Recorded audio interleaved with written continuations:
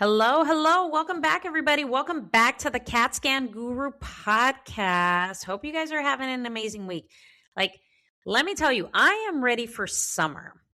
I am so ready for summer. So if you guys aren't following along on TikTok, I started creating a series where I am doing like the next 60 days of a Muscle Mommy series. So every day I just take you in the day in the life of me getting summer ready. So it's one of those things that, I like to tap in so you guys know a little bit about what I do as far as just being a CT tech and just sharing maybe just a little bit about my life and things like that.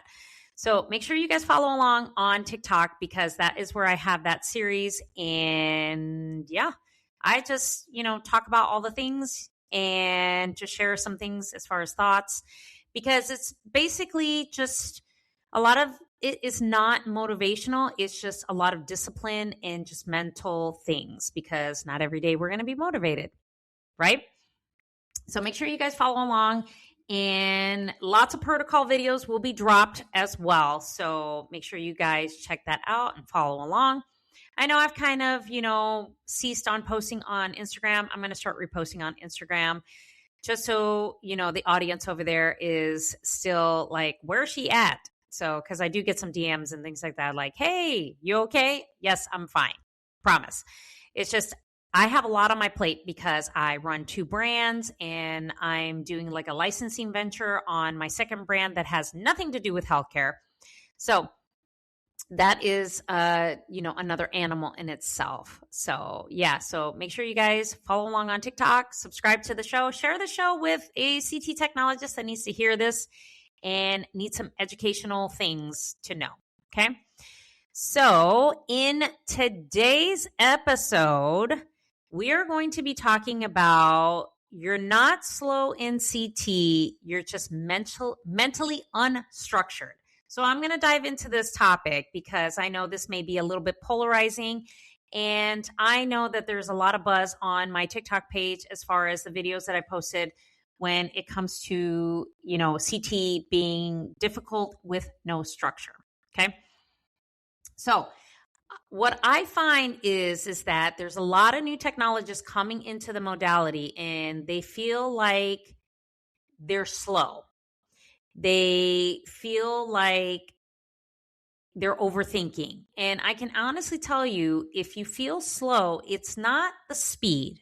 Believe me when I tell you, it's your thinking. And a lot of times it's who you're training under as well. Okay. So what I want you to think about is I don't want you to think about your speed. Speed comes from practice and repetition. So the more you practice, the more you practice those exams, you do those exams over and over and over again, you're going to acquire a certain speed. Like as a new technologist, I would not want you to go at the speed that I do. I mean, I got 23 years in, so I wouldn't want you to go at the same speed that I do. I would want you to develop your own speed as much as you practice. You repeat exams over and over again so that you get comfortable, okay? I see a lot of techs that hesitate too. Hesitation doesn't come from, oh, I'm not good enough. That's not where it comes from. Hesitation comes from overthinking and lack of training. A lot of technologists do hesitate because of lack of training. Now, I've gotten a lot of comments on the video I posted about CT, the CT training video that's pinned to the top of my TikTok page, that there is no time to train, that the workload is so demanding, we don't have enough staff, we're short staffed, and all of these things.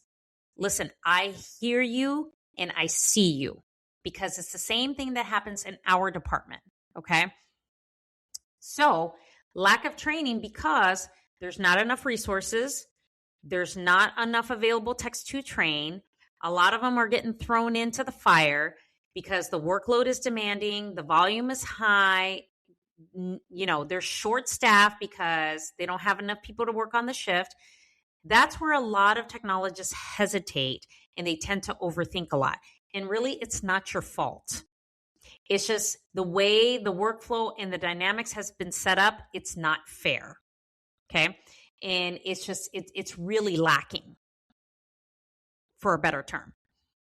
So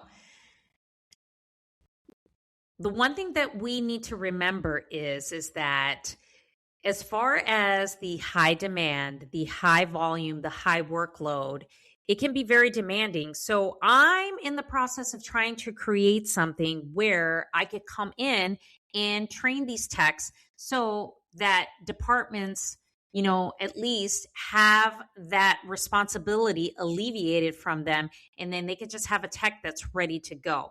In a perfect world, that's exactly what we want, is to have somebody else train these techs, make sure that they're ready to go, let them go so they're ready to work on the shift. So I'm working on that. So make sure you guys stay tuned to that.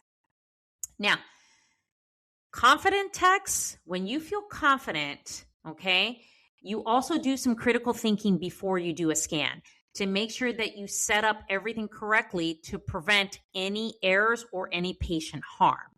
So techs who are confident in their skills, and it takes, time to be confident in your skills, okay? Because you build that confidence. So you tend to do critical thinking and things to make sure that you at least prevent, minimize any errors or any harm to your patient, okay?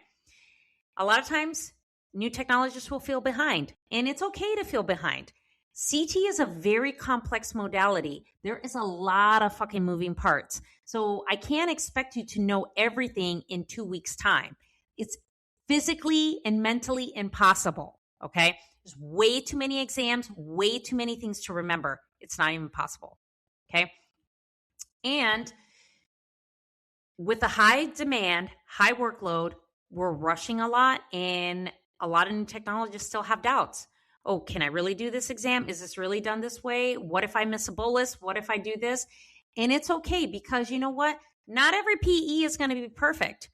Not every CTA is going to be perfect, because patients have different cardiac output. Some patients don't have great, cardiac output. Some patients, have heart failure. So there's different factors that kind of affect the different types of quality of contrast that you get on certain exams. Patient didn't hold their breath. Patient was moving. Patient was uncooperative. There's so many factors that we have to deal with, and it's perfectly okay to have some kind of doubt, okay? And then there's that overwhelm of the amount of protocols that we have, and it's a lot, you guys, okay? And there's such a high volume of exams, which all these things are warranted. Believe me when I say it, it's all warranted, okay? And it's really hard to train the new technologists because of the workload and just the high demand of things and the short staff that we have. So these things are all clinically warranted. But I want you to also think about some things when you are out there doing your training and you are executing an exam. Does the exam match the reason that ordering it? Okay. This is just some really short critical thinking things to think about. Your contrast exam, are you using the right amount of contrast? Are you going to use less? Are you going to use more?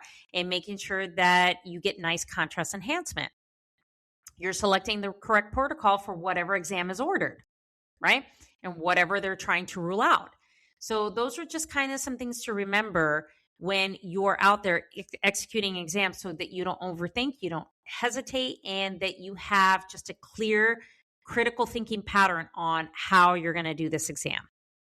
Now, I know I get a lot of comments as far as, training and lack of training, and lots of techs have spoken up as far as just, the amount of training that they got.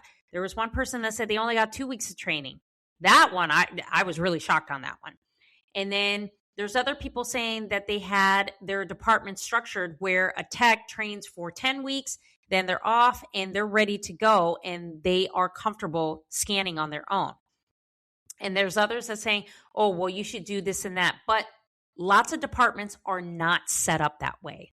So we have to figure out a way that when the incoming techs are coming on, because there's lots of younger generation people that are interested in CT.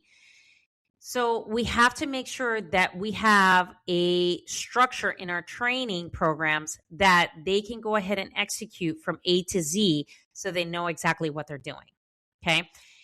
If you don't know, I have an 8-week training checklist. It's something that I put together on what I believe the new technologist needs to know.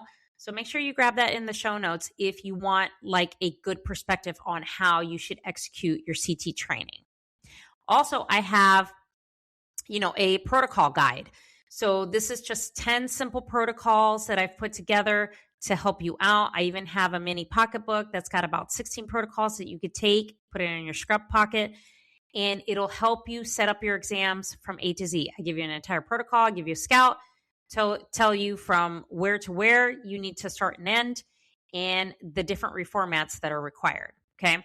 Now, these are general protocols of things that I've done over the years. So it's very general. It does not replace your site's protocol or radiologist recommended protocol.